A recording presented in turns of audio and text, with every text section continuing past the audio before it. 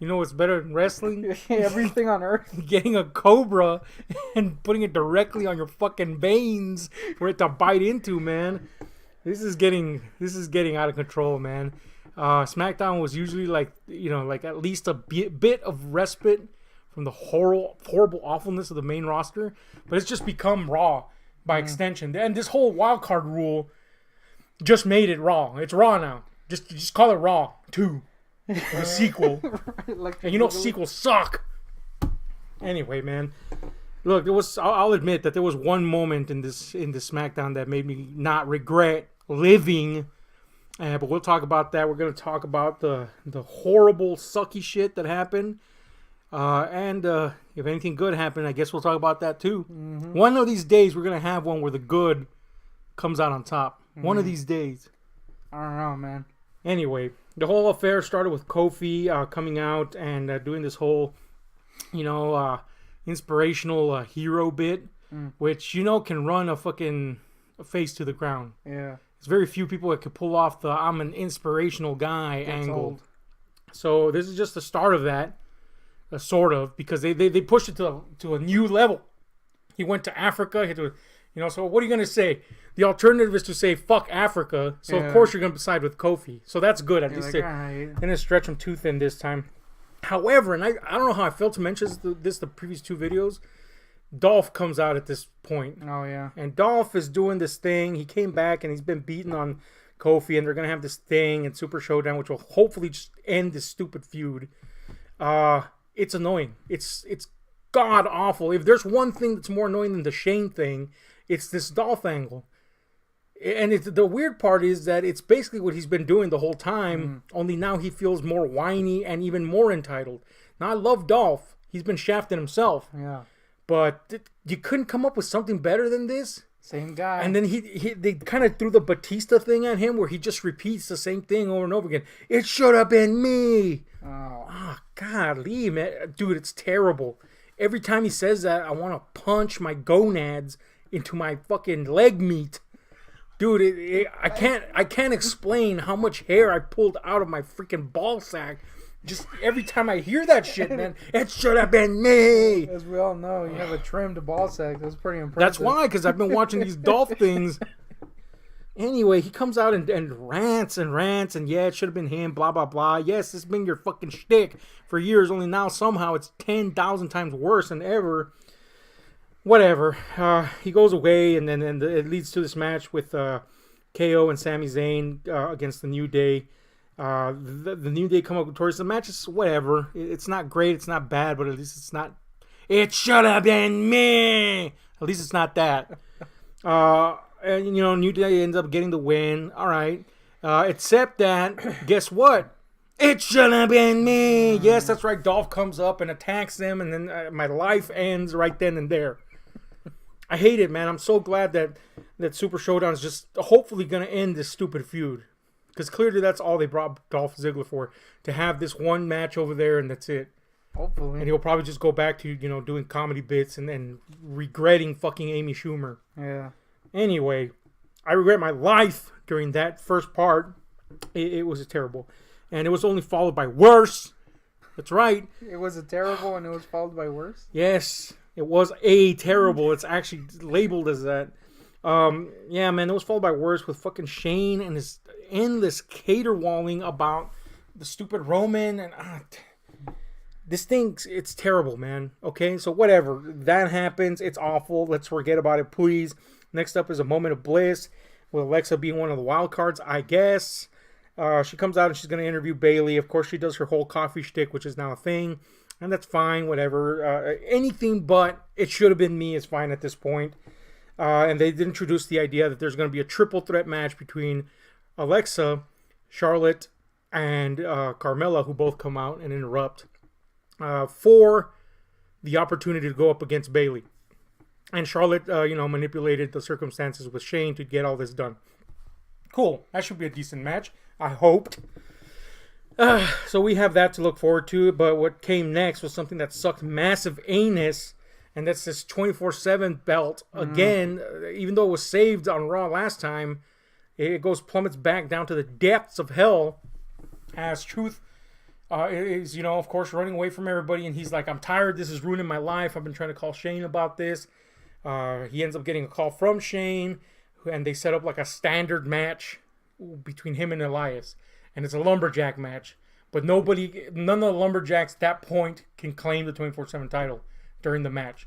So basically, it's a setup to lose it to Elias, which he does in like 3 trilliseconds. So it was all this pomp and circumstance was for nothing.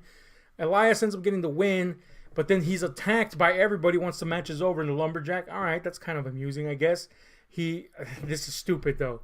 He's attacked by everyone because he's now the 24/7 champ, and he sneaks out from under them, and he's crawling alongside the side of the ring, and everybody's still fighting each other. Why are they fighting each other? Why wouldn't they be like, where the hell is this guy? Cartoon. Yes, it's cartoon level shit and not funny. It's wrestling. It could be cartoony. Yeah. This was just like, come on, man. Why would they fight each other? He's not even there. Anyway, he bumps into R-Truth. They cartoonily go under the ring, and the ref follows him under there, and R-Truth wins it back under the ring and then runs away. So that little part was, I guess, amusing, but it was just like, come on, man. What is this? I'll tell you what it is. It's filler and it's garbage. I hate it. Dude, I hate it so much. Great. Anyway, next was even something worse than that. As Shane comes out and cuts a promo in the ring, and it's the same shit, dude. I'm the greatest in the world. You know I love Shane, but this gimmick has made me want to rip his soul out of his body and feed my life because he sucked it out of me, man. Oh my god, it was like so. Shang Tsung? Yes, I want to turn to Shang Tsung and suck his soul out, man. Dude, oh my god, I hate that I'm saying this, but I want to punch Shane and throw him off a building after the fact. Oh man, I might even punch his, mulched body on the bottom there. It was terrible, and the reaction from the audience, which was both a CM Punk chant, and then even that died, and there was just like general, I don't give a shit vibes coming from everybody on the planet. It was bad. It was bad. And then Roman comes out, and it's so bad. This is how bad it was. When Roman comes out, I kind of popped inside. And I'm not a Roman fan. I was just like, yes, thank God, anything but Shane talking. Anyway, he comes out, and he's beat up by Shane's minions, which are the Revival now. And Drew gives him the old, what's it called? Claymore. And, that was it. Cool. So thankfully, that's going to hopefully end at Super Showdown. Also, I guess Shane getting the upper hand again, so we know he's going to lose. Whatever, I don't care. It sucks. Next, we get the triple threat match between Carmella, Charlotte, and Alexa. And look, it wasn't great at the beginning. It's kind of lame, actually. Or maybe it was just that Shane and everything else had killed me. But eventually, the match became pretty good. It was a pretty decent little bout, whatever. But the best part was that Charlotte continues to be the queen of wedgies, as she gave Alexa not just 1 but 2 insanely massive wedges. These things was up in there, dude. Any more up in there and we'd be counting butt wrinkles. I'm talking like that shit was all up in that piece. It was fantastic. Let me just say that I wish I had a slow-mo button, but I don't. So I couldn't watch in the slow-mo, but I sure as hell screenshotted the shit out of that. Kind of blurry, unfortunately. This is one of those things you can only see in motion, you know what I'm saying? Twice. Thank you, Charlotte. Thank you, Charlotte. It was wonderful. I can't stress that enough. Them cheeks is top notch. Anyway. Look, I'm taking great pleasure from the one thing that happened that was great. Anyway, the match was all right. Next was Lars' interview. Finally, he gets to talk, and we all know he can talk. He has mic skills. Except in the main roster, they've just made him a silent monster, which for whatever, it's been working, I guess. And they basically ask him why.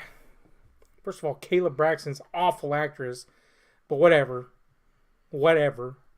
She asks him why he does the things he does, and he basically just goes on and on about how, it's his nature. I'm going to just paraphrase it with it's his nature. It was kind of stupid the way he said it, but, it could have been worse. And he laughs off the idea of, her finding it revolting the way he is, And that was it. I was like, wow, that was a cool That's build-up. interesting. Cool build-up, bro, to your cool epic match with 3 guys that you walked away from, even though you could beat them all at once somehow before. Can't wait for that one. So hopefully that'll end that Super Showdown too. I don't know, man. It was a thing that happened. Next up, we got another thing that just happened. Andrade versus Apollo Crews. First of all, why did this happen?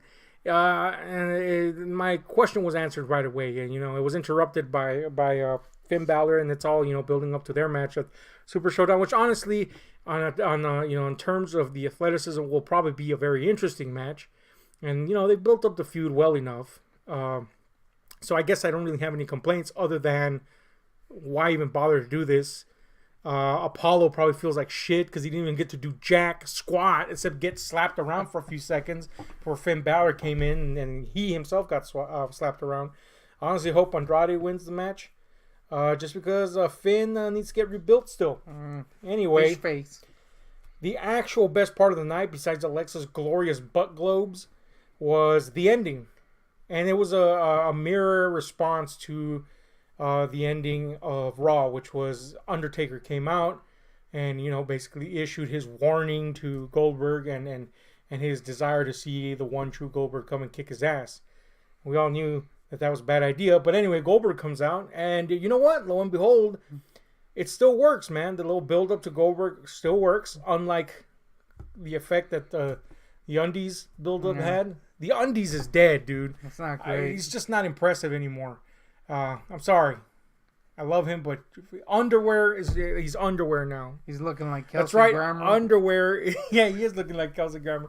Undertaker's just underwear now, and it's soiled badly. Anyway, Asperg, as I like to call him. I'm not a huge fan of Goldberg, but his gimmick is tried and true. So here we see that build up. He's looking fit. He comes out, and you know what? He come and deliver a good, solid promo. It sounded tough. It sounded menacing. It sounded promising. And then actually kind of got me interested in seeing the match to see what they're going to do. I'll tell you this. If Undies wins, that's bullshit. If Underwear wins, we're going to have some fucking serious problems, you and me, WWE. That's retarded if he wins. It makes no sense that Underwear would win. It makes no sense that he would be anything but underwear. That rotted ass underwear that you use because you bleach too much. But if you're still using it, it has holes in the butt crack. So if you shit yourself, it's going to get on your pants. That's fucking Undertaker right now. It's like Charlie's underwear from Sunny. Yes, it's rotten to the core, man. So if Goldberg doesn't win, and if he doesn't do it the Goldberg way, which, come on, let's face it, we don't want to see a prolonged battle between a 5,000-year-old and a guy that's going to literally slice him in half with a fucking spear. I don't want to see that. And get injured somehow. And get injured, yeah. But yeah, you know what? It was a solid promo. It was cool. He cut it. It sounded believable. It sounded intense. His energy alone made me want to see that match. Cool. That's good. Then the lights drop, and you hear the gong, and there's a face-off between Undies and him. And you know what? Even that was good. Kind of ruined it with the second gong, and then he's not there. But whatever. It was good. It was a good ending. So I guess that there's that. 2 non-wrestling things, an ass and Asperg, were the best things in the Smackdown. Yeah. Ripping my soul apart here, WWE. Ripping it apart! Anyway, tell us what you thought about this freaking Smackdown. I'm gonna go ahead and join EC3. By the way, EC3 posted something on Twitter about I think it said something like, "Are you ready for Raw?" last night. Oh yeah, I saw that. He was holding a red cup, looking despondent as hell. Yeah. And I saw it retweeted on Lacey Evans' Twitter. I was like, oh man. Well, first of all, why would you retweet that? Second, man, EC3, he's sad, dude. Hanging in his closet. I feel bad for him, man. But anyway, that's what we all feel. EC3, whoop. Except you're making money off of it, so I guess there's that tiny soft spot. Sure. But anyway, that's it for can't even speak anymore. That's it for now, guys. Let us know what you think about this. Hit like, share, subscribe, those notification buttons, because we're out.